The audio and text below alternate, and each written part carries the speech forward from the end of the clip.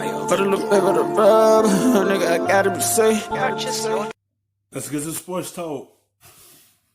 Bet on it would be unlikely. There's so many things to negotiate about this, and it's complicated. He may have to look at his options overseas or even in the G League. He should start thinking about that. Man, when you talk about a player that wins National Player of the Year as a sophomore, that's unheard of. And we've had some generational talents come out of high school. LeBron James, Kevin Garnett, Kobe Bryant have never even come close to that. This guy is a generational talent. I think some rules will have to bend or change by the time this guy is a senior or coming out of school, because he's going to be something special. I've had a chance to watch this kid, and he's special. Look, it feels like there's been momentum toward getting rid of one and done, but as Brian says, there's a lot of bureaucracy.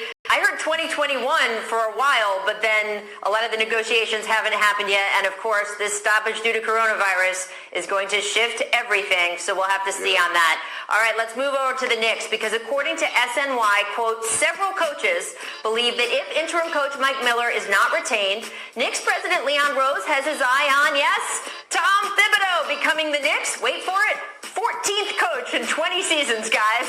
Paul, you played under Tibbs in Boston. Do you think he would be a good fit for the Knicks?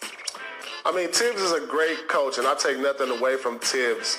But I think with this young group of talent that's in the NBA today, I'm not sure if that's a great fit. Who I would like to see in that position is somebody like Ty Lue or even Jason Kidd. You know, I think they're younger. You know, they're not as far removed from being in the NBA. I think they. If you take this job, you have to get this team winning. Because once they see the Knicks not winning, they going to kick you out the door. You're going to have to look over your shoulders, because that's a hard job to go into, because 14 coaches, that's a lot of coaches that y'all haven't stuck with. Y'all haven't stuck with now one of them to establish their culture. They let Fizdale go in the middle of the season because they wasn't winning. So you had to try to get that team to win or they keep your job, because they will let you go in the middle of the season. They will cut them ties with you. That job is tough because you don't know when you're going to lose the job. If the team 4-8, you're going to start sweating because you don't know what the owner don't want to do. Understand this generation. You know, a lot of players that Tibbs left bad taste in their mouth when they left from playing with him. I mean, you know, we've heard a lot of things about Tibbs practicing on game day and running these kids into the ground. So, but if he can change his ways, you know, he's a great coach. But, you know, we'll have to see. It's hard to teach an old dog new tricks. We know that. Tibbs is never changing his ways. This, I think we can say for sure. When Leon Rose started the basketball representation business at CAA a decade or so ago, 15 years, whatever it was, Tom Thibodeau was one of their key early clients. And that's their connection goes very, very deep. And that's why he's expected to be at the top of the list when they move on to that. The issue is, if you're going to go with Tom Thibodeau as coach, you're going to have to retrofit your entire roster to get Tom Thibodeau's players on there. He's not the type of guy who can come in and coach, 12 guys that you give him. And we learned that in Minnesota when he couldn't get guys like Karl Anthony Towns and Andrew Wiggins to play the style that he needed, so much so that he had to go out and trade for Jimmy Butler and sign Taj Gibson and do stuff like that. So if you commit to Tibbs, it's a huge commitment across your whole roster. And we saw how it worked out with Tibbs and Jimmy Butler in Minnesota. Like, this is a young generation. You like to practice on game day, you don't know how the young man works. They might don't want to do that. They might not be feeling that. And if he could change his ways and adapt with the young players, then it'd be a good fit. When you is not going to change, you're going to collide with the young players. Like John Beilein collide with the young players in Cleveland. And that's why he ain't got that job no more.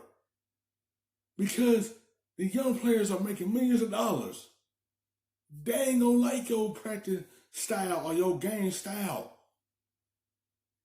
That's why he ain't gonna be a good fit for them, because he might collide with them. You have to bring a coach in that fits them. That's the adapt to the young generation. All right, it's time to jump around. We're going to hit other topics from around the sports world because, guys, Florida has deemed the WWE a, quote, essential business. Of course they have. It's allowed them to tape their shows as long as they are closed to the general public. Essential services in Florida now include, quote, employees at professional sports and media productions with a national audience. Now, infectious disease expert Dr. Anthony Fauci talked this morning about no fans in the stands for resuming sports. Does that mean that this is an avenue and that we could quarantine in Florida, Brian?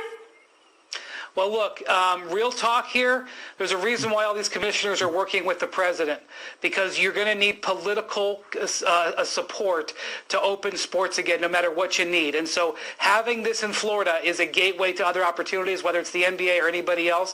And that's an important aspect as we go forward, no doubt. Yeah, I agree. I mean, I also believe that sports in general is essential. I mean, a lot of people can't live without it.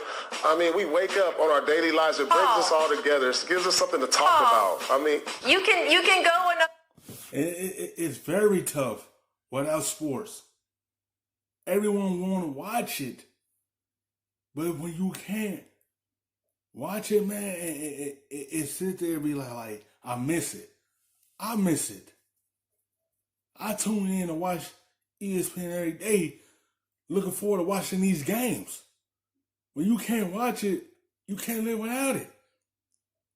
And that's why they're trying to get stuff done so they could get back to these sports to get ready to play again. Like, we all miss it. another month with Netflix. People are literally dying out there. Why are we all salivating right now for this Bulls documentary tomorrow? Because we can't live without this stuff. Why are we watching these throwback games of Kobe tonight? Because we can't live without it. It's definitely an essential business. Well, if they can do it, business to watch throwback games of Paul Pierce, for sure. That's certainly true. If they can do it in a safe way, of course, everyone is eager for a return to sports, and I guess we'll see. Thanks for watching ESPN. The best, stuffing them shits in the safe. Got me a spot out the way.